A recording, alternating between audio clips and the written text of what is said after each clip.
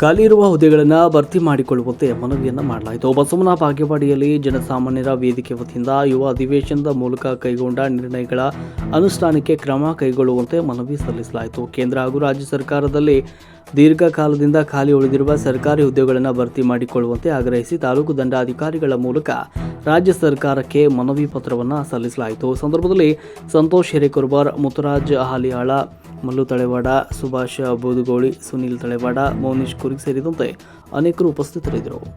ವರದಿ ಬಂದೆ ನವಾಜ್ ಕೋಳ್ಯಾಳ್, ಮಹಾಯುದ್ಧ ನ್ಯೂಸ್, ತಾಳಿಕೋಟೆ.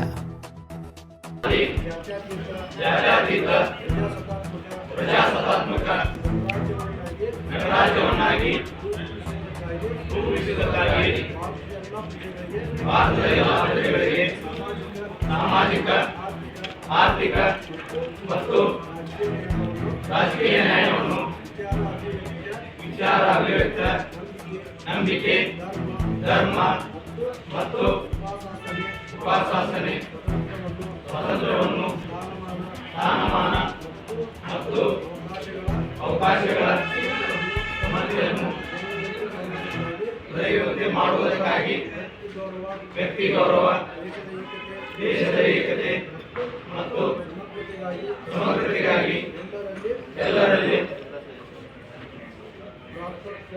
ಮಾತೃತ್ವವನ್ನು, ಭಾವನೆಯನ್ನು ಮೂಡಿಸುವುದಕ್ಕೆ ದೃಢ ಸಂಕಲ್ಪ ಮಾಡಿ ನಮ್ಮ ಸಂವಿಧಾನ ಸಭೆಯಲ್ಲಿ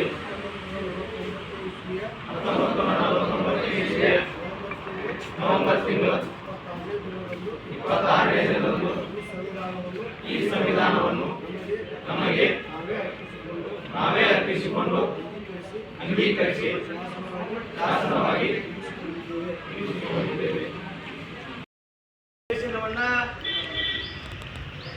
6ನೇ ತಾರೀಕಿಂದ ಮಾರ್ಚ್ 6ರಿಂದ 27ರವರೆಗೆ ಬಜೆಟ್ ಅಧಿವೇಶನವನ್ನು ಮಾಡ್ತಾ ಇದ್ದೀವಿ. ಈ ಹಿಂದೆಯೂ ಸಹಿತ ಸಾಕಷ್ಟು ಅಧಿವೇಶನಗಳನ್ನ ಸರ್ಕಾರ ಮಾಡಿರ್ತಕ್ಕಂಥ ಸಂದರ್ಭದಲ್ಲಿ ಯುವ ಜನರ ಪರವಾಗಿ, ನಾಡಿನ ಜನರ ಪರವಾಗಿ ಉತ್ತಮವಾದ ಆಡಳಿತವನ್ನು ನೀಡಬೇಕಾಗಿರ್ತಕ್ಕಂಥ ಸರ್ಕಾರ ಖಾಲಿ ಇರ್ತಕ್ಕಂಥ ಎಲ್ಲ ಸರ್ಕಾರಿ ಹುದ್ದೆಗಳನ್ನ ಭರ್ತಿ ಮಾಡಿಕೊಳ್ಳಲಿಕ್ಕೆ ಸರ್ಕಾರ ವಿಫಲ ಆಗಿದೆ. ಸರ್ಕಾರ ಯುವ ಜನರಿಗೆ ಆಶ್ವಾಸನೆಯನ್ನು ಕೊಡ್ತಾ ಕಾಲಹರಣವನ್ನು ಮಾಡಿ ಇವತ್ತು 3 ವರ್ಷ ಕಳೆದಿದೆ. ಅದೇ ರೀತಿ ವಿರೋಧ ಪಕ್ಷವೂ ಸಹಿತ ಆಡಳಿತ ಪಕ್ಷದ ತಪ್ಪುಗಳನ್ನು ತಿದ್ದುವಲ್ಲಿಯೂ ಸಹಿತ ವಿಫಲ ಆಗಿದೆ. ಇವೆರಡೂ ಆಡಳಿತ ಮತ್ತು ವಿರೋಧ ಪಕ್ಷದ ವೈಫಲ್ಯತೆಯ ಕಾರಣದಿಂದಾಗಿ ನಾವುಗಳು ಇವತ್ತು ಬೀದಿಯಲ್ಲಿ ಕೂತ್ಕೊಂಡು ಯುವ ಅಧಿವೇಶನದ ಮೂಲಕ ಜನರಿಗೆ ಜಾಗೃತಿಯನ್ನು ಮೂಡಿಸುವಂತ ಕೆಲಸವನ್ನ ಈ ಸರ್ಕಾರದ ತಪ್ಪು ನೀತಿಗಳನ್ನು ತಿಳಿಸಬೇಕು ಅಂತಕ್ಕಂಥ ಉದ್ದೇಶವನ್ನು ಇಟ್ಕೊಂಡು ಇವತ್ತು ನಾವು ಒಂದು ಯುವ ಅಧಿವೇಶನವನ್ನು ಮಾಡ್ತಾ ಇದ್ವಿ ಅಧ್ಯಕ್ಷರೇ. ಈಗ ನಮ್ಮ ಮುಖ್ಯವಾಗಿರ್ತಕ್ಕಂಥ ವಿಷಯ ಏನು ಅಂತಂದ್ರೆ, ಒಂದ್ ಕಡೆ ವಿದ್ಯಾವಂತರು, ಯುವಕರು ಓದಿ ಸರ್ಕಾರ ನೌಕರಿಯನ್ನು ಹಿಡಿಬೇಕು ಅಂತಕ್ಕಂಥ ಕನಸುಗಳಿರ್ತಕ್ಕಂಥ ಲಕ್ಷಾಂತರ ಯುವಕರು ಹಲವಾರು ವರ್ಷಗಳಿಂದ ಓದ್ತಾ ಇದ್ರೆ ಕಳೆದ 5-6 ವರ್ಷಗಳಿಂದ ಯಾವುದೇ ನೇಮಕಾತಿಗಳಾಗ್ತಾ ಇಲ್ಲ. ಅವರ ವಯೋಮಿತಿ ಆಗಿ ಹೋಗಿದೆ. ಇನ್ನೊಂದು ಕಡೆ ಈ ನಾಡಿನ 7 ಕೋಟಿ ಜನರಿಗೆ ಉತ್ತಮವಾಗಿರ್ತಕ್ಕಂಥ ಆಡಳಿತವನ್ನು ನೀಡಬೇಕಾಗಿರ್ತಕ್ಕಂಥ ಆಳುವ ಸರ್ಕಾರಗಳು ನೇಮಕಾತಿಯನ್ನು ಮಾಡಿಕೊಳ್ತಾ ಇಲ್ಲ. ಸುಮಾರು 7,84,000 ಹುದ್ದೆಗಳ ಖಾಲಿ ಇರೋದ್ರಿಂದ ಒಟ್ಟಾರೆ ನಮ್ಮ 7 ಲಕ್ಷಕ್ಕಿಂತ ಹೆಚ್ಚಿನ ಹುದ್ದೆಗಳು ತುಂಬಿಕೋಬೇಕಂತ ಹಿಂದಿನ ಜನಗಣತಿಗೆ ಅನುಗುಣವಾಗಿ, ಜನಸಂಖ್ಯೆ ಅನುಗುಣವಾಗಿ ನಮ್ಮ ರಾಜ್ಯದಲ್ಲಿ ಇರಬೇಕು ಅಂತೇಳಿ ಆಯೋಗಗಳು ಹೇಳ್ತವೆ. ಹೋರಾಟಗಾರ ಮಾತೃ ಸಹೋದರ ಯಲ್ಲಪ್ಪಣ್ಣ ಹೆಗಡೆಯವರ ಒಂದು ನೇತೃತ್ವದಲ್ಲಿ ಕಾರ್ಯದಲ್ಲಿ ಮುಂದೆ ಒಂದು ಯುವ ವಿಸ್ತಾರವಾಗಿ ಯಲ್ಲಪ್ಪಣ್ಣ ಹೆಗಡೆಯವರು ಹೇಳಿದರು. ರಾಜ್ಯ ಸರ್ಕಾರ ಮತ್ತು ಕೇಂದ್ರ ಸರ್ಕಾರ ಏನು ಮಾಡ್ತಾ ಇದೆ ಅಂತಂದರೆ ತಮ್ಮ ಅವಧಿಯಲ್ಲಿ ಬರೀ ಕಾಲಹರಣ ಮಾಡ್ತಾ ಇದೆ. ಯಾಕಂತಂದರೆ ಇವತ್ತು ಯಾರಾದರೂ ಒಬ್ಬ ಶಾಸಕರು, ಜನಪ್ರತಿನಿಧಿಗಳು, ಯಾರೋ ಒಬ್ಬ MP ಸತ್ತರೆ 6 ತಿಂಗಳೊಳಗೆ ಉಪಚುನಾವಣೆ ಮಾಡ್ತಾರೆ. ಬಂದರೆ 6 ತಿಂಗಳೊಳಗೆ. ಆದರೆ ಯಾವುದೇ ಒಬ್ಬ ಸರ್ಕಾರಿ ಹುದ್ದೆಯಲ್ಲಿ ಅಧಿಕಾರಿಗಳು ಇವತ್ತು ವಯೋಸಹಜ ಆಗಿರ್ಬೋದು, ಆಕಸ್ಮಿಕವಾಗಿ ಮರಣ ಹೊಂದಿದರೆ ನೀವು ಯಾಕೆ ನೀವು ಮರುಭರ್ತಿ ಮಾಡ್ಕೊಳ್ಳಲ್ಲ ಅಂತ ನಮ್ದು ಆಗ್ರಹ ಇದೆ. ಇವತ್ತು ರಾಜ್ಯದಲ್ಲಿ ನೀವು ನೋಡಬಹುದು ಮತ್ತು ಕೇಂದ್ರದಲ್ಲಿ 5-6 ವರ್ಷಗಳಿಂದ ಯಾವುದೇ ಒಂದು ಇಲಾಖೆಯಲ್ಲಿ ಕೂಡ ಹುದ್ದೆಗಳನ್ನು ಭರ್ತಿ ಮಾಡ್ತಾ ಇಲ್ಲ. ಇವತ್ತು ನಮ್ಮ ಮನೆಯಲ್ಲಿ ನಮ್ಮ ಸಹೋದರಿಯರು ಕೂಡ ಧಾರವಾಡದಲ್ಲಿ, ಬೆಂಗಳೂರಿನ ಮಹಾನಗರಗಳಲ್ಲಿ ಇವತ್ತು ಒಂದು ಕೋಚಿಂಗ್ನ ಅಧ್ಯಯನ ಮಾಡ್ತಾ ಇದ್ದಾರೆ. ಅವರ ಪರಿಸ್ಥಿತಿ ಅವರಿಗೆ ಗೊತ್ತು, ಯಾವ ಅಧಿಕಾರಿಗಳಿಗೆ ಗೊತ್ತಾಗಲ್ಲ, ಯಾವ ಶಾಸಕರಿಗೆ ಗೊತ್ತಾಗಲ್ಲ, ಯಾವ ಜನಪ್ರತಿನಿಧಿಗಳಿಗೆ ಗೊತ್ತಾಗಲ್ಲ, ಇವತ್ತು ಯಾವ ಸಿದ್ದರಾಮಯ್ಯ ಗೊತ್ತಾಗಲ್ಲ, ಯಾವ ಕೇಂದ್ರ ಸರ್ಕಾರದ ಮಿನಿಸ್ಟ್ರಿಗೆ ಗೊತ್ತಾಗಲ್ಲ. ಯಾಕಂತಂದ್ರೆ ಪರಿಸ್ಥಿತಿ ಬಡವರಿಗೆ ಗೊತ್ತಿರ್ತದ.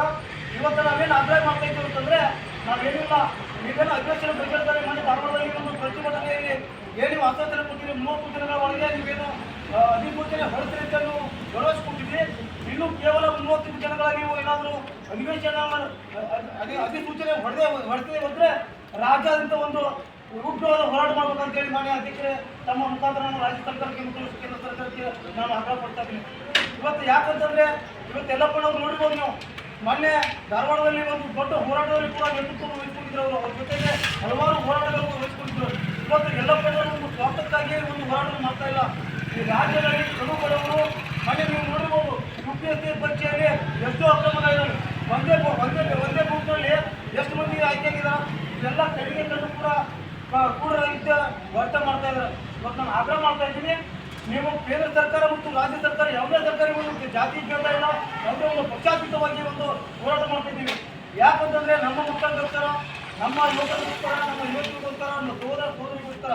ಇವತ್ತು ರಾಜ್ಯದಲ್ಲಿ ನಾವು ನೋಡಿದ್ರೆ 2,84,000 ಹುದ್ದೆಗಳ ಖಾಲಿ ಇದಾವೆ. ನೀವು ಏನು ದಾಳಿ ಆಗ್ತಿದ್ದೀವಿ ನಿಮ್ಗೆ?